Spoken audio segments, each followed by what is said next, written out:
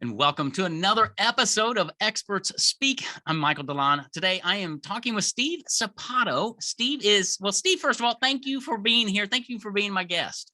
My pleasure. Thanks for inviting me. This is going to be an exciting time for us. That it is, because we're going to talk about something that, people do every day. How about that? That's what we're going to talk about, something you do every day. Steve helps people master the art of speaking. And somebody told me a long time ago that speaking in public was like the number one fear of most people, right? And you help people master the art of speaking, whether it's in public or on Zoom or in classrooms or with a client. It's speaking, right? It's everywhere. Absolutely. So that's what we want to talk about today is how do you become a better communicator, really? And Steve's a master at that. So Steve, why don't you tell us a little bit about your background? How in the world did you find your way here to doing what you're doing today? And then we'll go ahead and talk some more about that.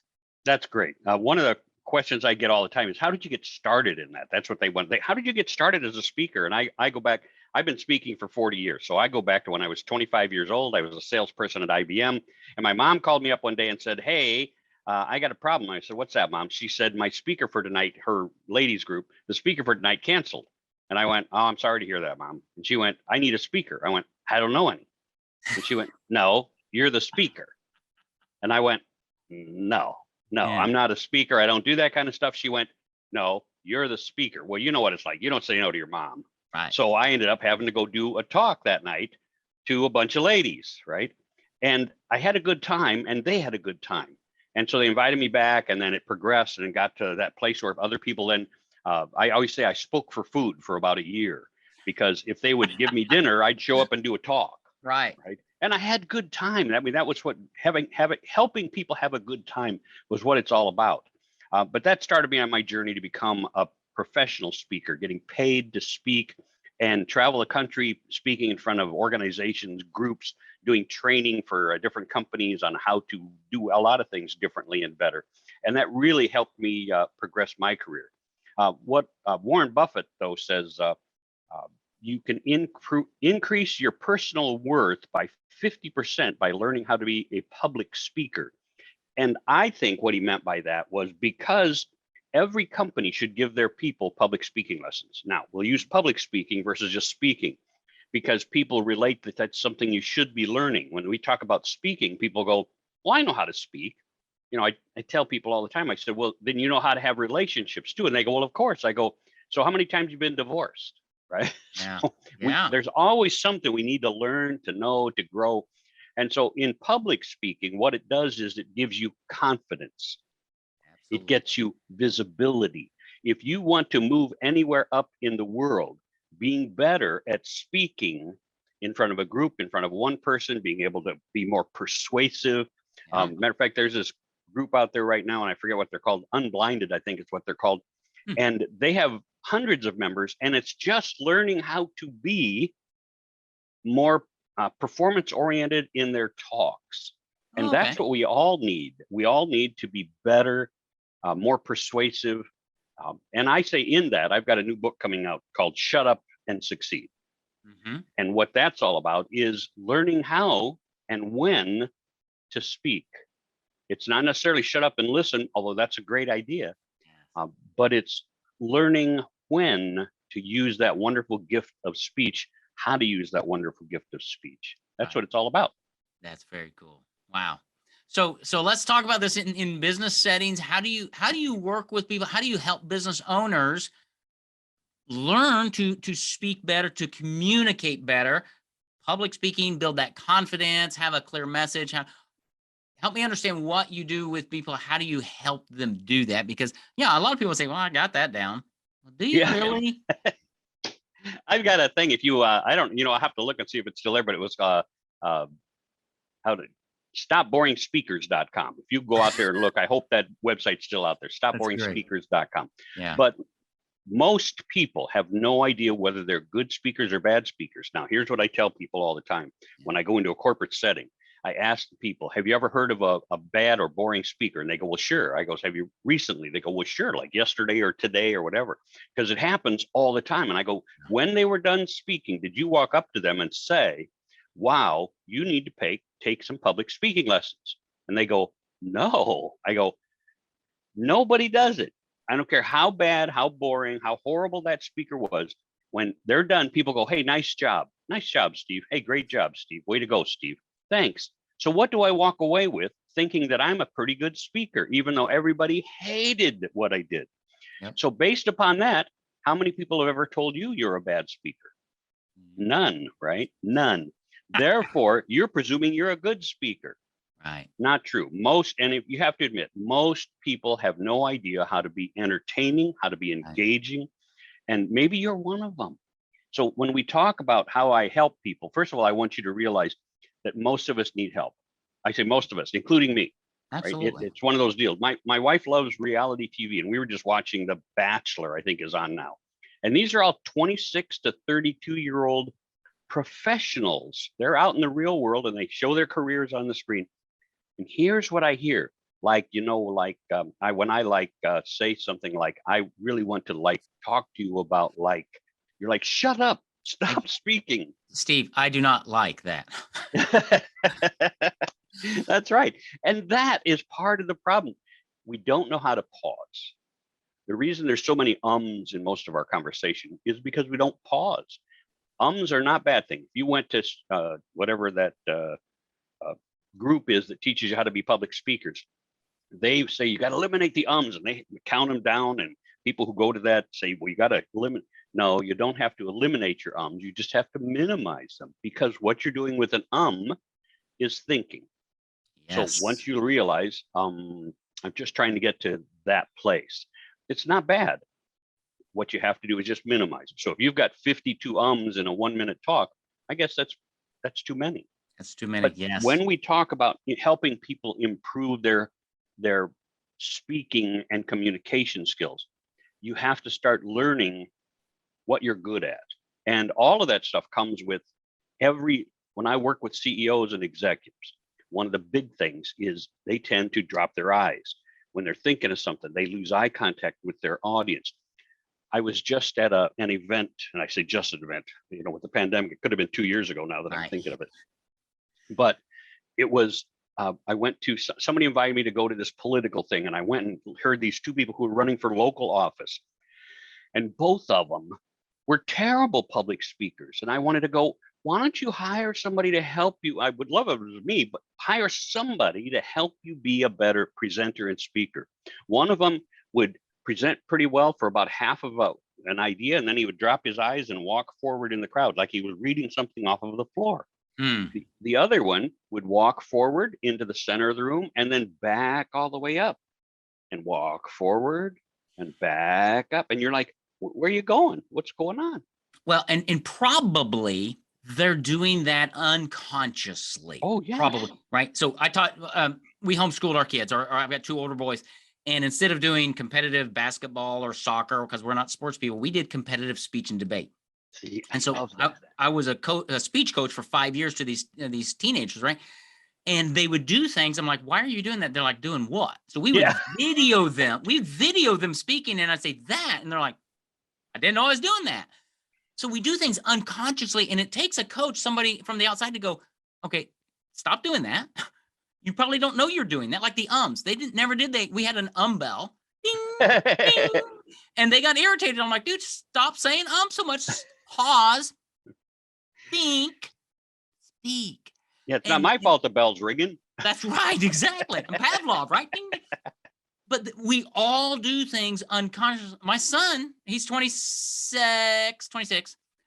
He works in the business with me. He was on one of my webinars the other day. He's like, after the fact, he's like, Daddy, at the beginning, when it's kind of unscripted, you do say a little bit too often. I'm like, okay, thank you for that. I don't know that I do. So it will get fixed, right? We need feedback. He's not beating me up. He's like, no. We want to make your communication better. So just had to jump in there. That do jump things in. like that unconsciously. That's where you can really help people. I taught college speech for 7 years, and the first 2 years, like you say, I couldn't get my students to improve. I mean, significantly. They all got better because they spoke a little more, but I couldn't figure out how to stop their habits. You know, the girls twirling their hair, or the guys doing this, and I was like, I'm not getting it. And then I read a book, and I'll call it first brain, second brain. I've long since lost what it was because that was, again, 35 years ago. But first brain, second brain. And it was your first brain protects you from negative feedback because it says, I don't do that, right? That's not who I am. I'm sure I don't do that. I'm sure I didn't say that, So what I learned out of that was I started videotaping my students. From the moment they walked in the first day of class, the camera was on. After they got used to it, every time they walked in, they knew it was sitting there. Then when they would watch back their own video is when they would realize that the feedback I was writing down, they would go, oh, and their habits stopped almost immediately. Yep, absolutely. Recognizing ourselves is half of the battle to getting better at speaking. Go ahead. Yep. So, and in that, a tip for everybody listening. So I use obviously Zoom, right, to do a lot of things, but I also use a thing called Otter, OTTER.ai. It's just a program, and what it does is it transcribes my Zoom calls into text and audio. So that what I do is it's OTTER.ai, and it's really cool. But what I do, Steve, is a lot of times I will re-listen to Zoom calls or things and just listen for the conversation of how am I speaking? Am I communicating? How are you speaking? Are we connected? It's just a great way to help me improve my speaking. But I think a lot of people forget to go back and do what you just did with those college students. We have to review what we did. You can go back and watch the Zoom video. I take Otter with me on my phone, so I'm walking or something, listening. It's just good to review how you're speaking, right?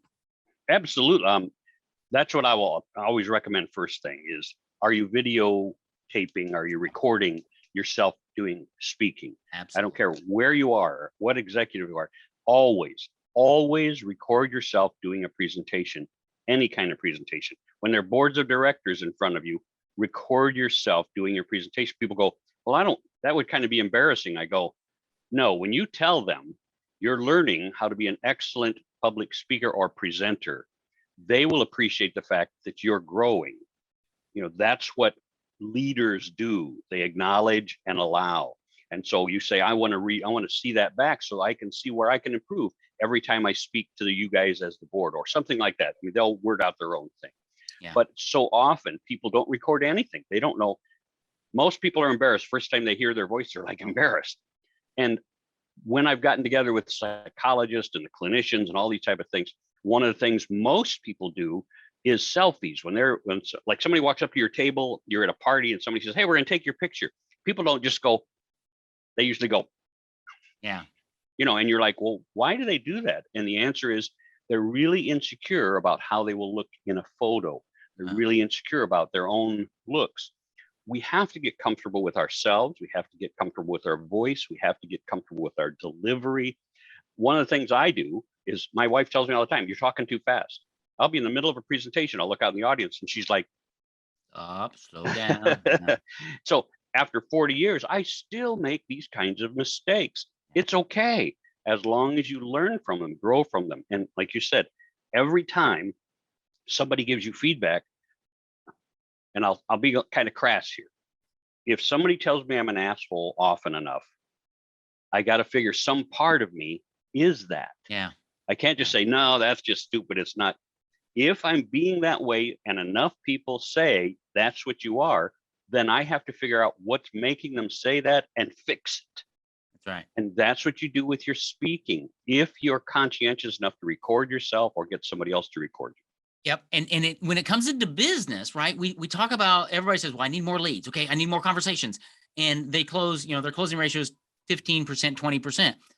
Maybe what if you could change how you're speaking and increase that by 5% or 10%? Would that make a significant impact in your business? Well, yeah. What'd that cost you? Not very much, right? Very much. So it's well, that's exactly right. Matter of fact, I'm just putting out a new course. It's going to be a live course coming up in about 2 weeks, and I'll probably be doing it fairly regularly. But it's how to get to yes, because most of us talk past the point where we're going to get an appointment.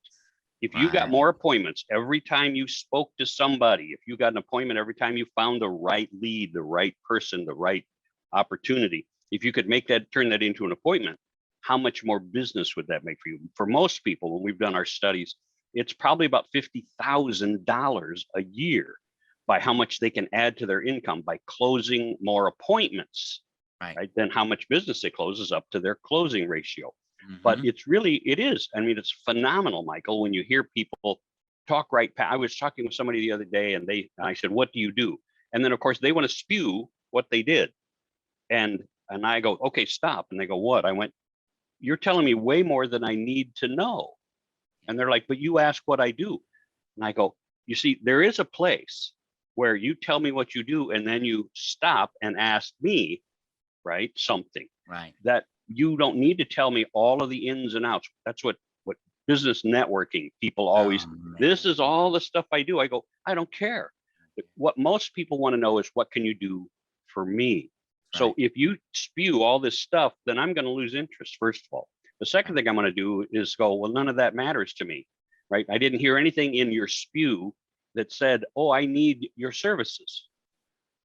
So therefore, I'm not interested in what you do or how you do it. Whereas if you stop and say, hey, I'm in like one advertising specialties, end of conversation, then somebody goes, well, what does that mean? See, now they've asked for a little more information. Yeah. And that's where you turn it back on them. In being a great communicator, you turn around and say, well, let me ask you a question. And then you ask them what they do.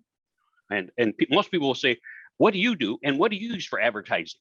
No, that's right. One of the great challenges is finding out how to ask the right questions, when to ask the right questions, what the right questions are. I tell people I can get anybody to a yes or eliminate them from my pile in 8 questions. Yeah, 8 questions. That's great. And people go, how do you do that? I go, hey, come join my course. I'll show you how. Right. But that's what it's all about when we talk about how do you help somebody be a better communicator, a better speaker.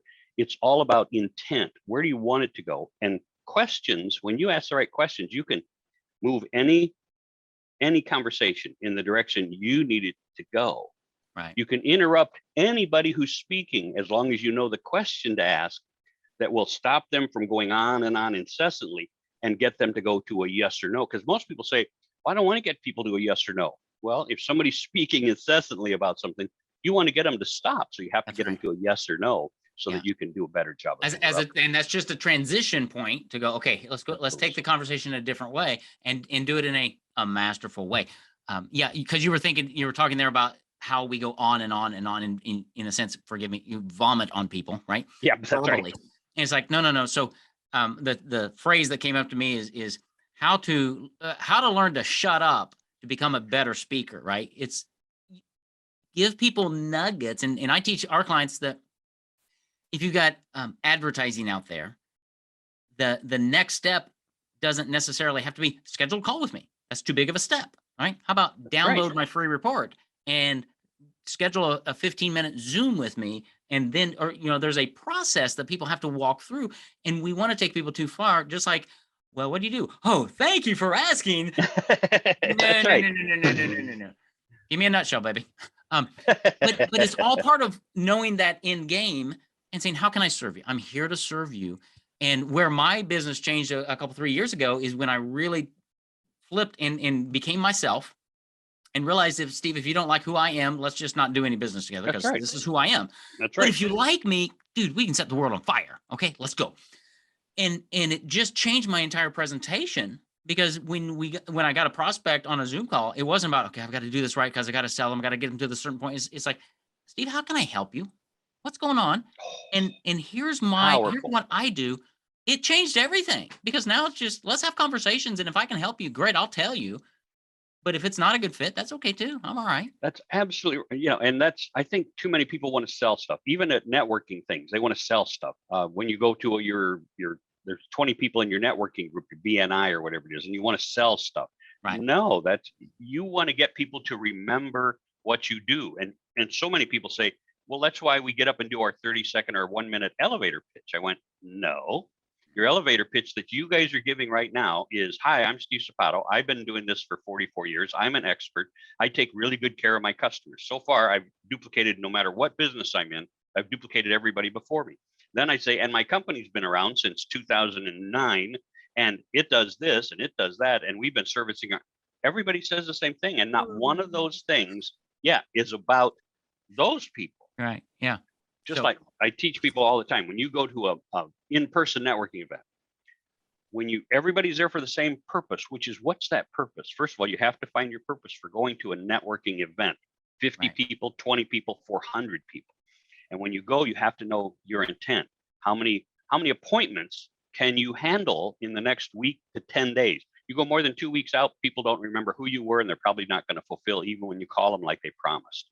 So you have to find out. And the first thing you do is when somebody says, "Hey, Steve, what do you do?" I go, "Wow, thanks for asking. Hey, can I ask you a quick question first?" They go, "Well, sure." And I go, "Oh, I'm sorry, what do you do?" And then they spew at me. When I find out what they do, then I can find out how they're doing with it. I can find out what they're doing with it. I can find out what they think would help them improve it. I can find out why they came to this event. What were they hoping to find? And then I can see if I can help them find it. Right. It's how do I, as you said, how do I serve them?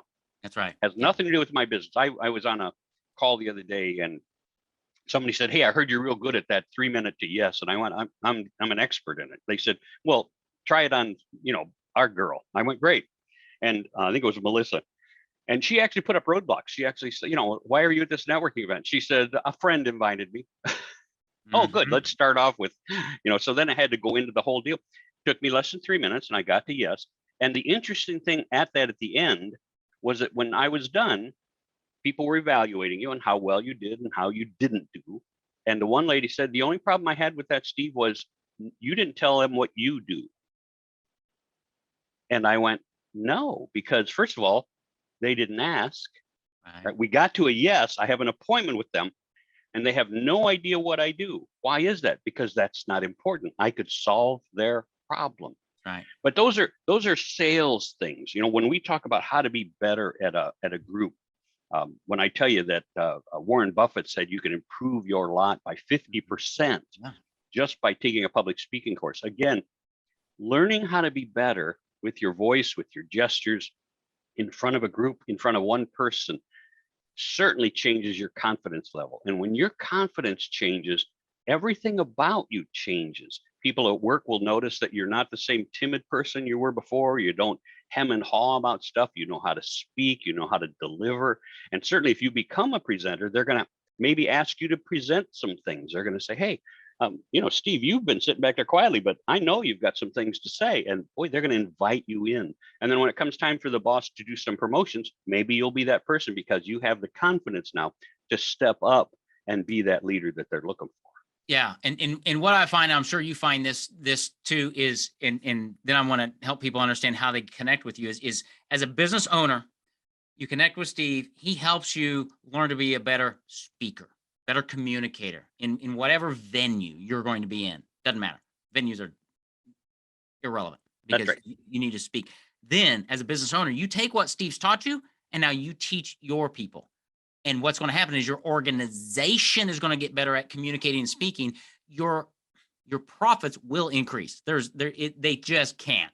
When your whole team understands how to master the art of speaking in all varieties, in all platforms, with all people, how to ask good questions, you're going to gain more clients. It just Absolutely. will happen. That's why, Steve, what you do is so valuable for business owners to connect with you. Thank you. And well, you're welcome, because this is not buying a Facebook ad, right? This is learning a skill set that many people don't do and don't know how to teach. And Steve teaches it well. So tell us, Steve, how can people take that next step with you? If website, programs, what's that next step? How do they find out more about you? The first thing I tell people is you need to just talk to me. Let's find out where you might use me, how I might help you. Okay. And then we'll really talk about what can go next. But if you want to reach out, just call me at 813-906-9197. That's 813-906-9197. Just leave a message, because just like everybody else, I'll get all these phone calls, and most of them are from the guy trying to sell my car insurance or something. Yeah. So reach out there. But you can reach me at Steve Sapato Seminars also. So reach the SteveSapatoSeminars.com. I tell people all the time, no matter what you're trying to do, look at people's history. So if you Google Steve Sapato, you know what you're going to find? Pages and pages and pages of stuff, because I've been around for a long time and I really love helping people. And you're going to see all the things I've been involved with and all the things I've done. And you're going to know that I'm a professional and I'm really sincere when I say I would like to help you get where you want to go. Because I don't care if you're just a mom and dad, if you don't know how to speak to your children, if you don't know how to speak to your brother or sister, it's really difficult to be on the same path when you just don't know those kind of things. So we will talk about how to get great vocabulary. We'll talk about what books you should be reading. We talk about all those things because I want you to become the person that you want to be. That's awesome. That's awesome. Well, thanks for those ways to get a hold of Steve Sapato. And it's stevesapatospeaking.com. Is that what it was? The website? Steve Sapato Seminars.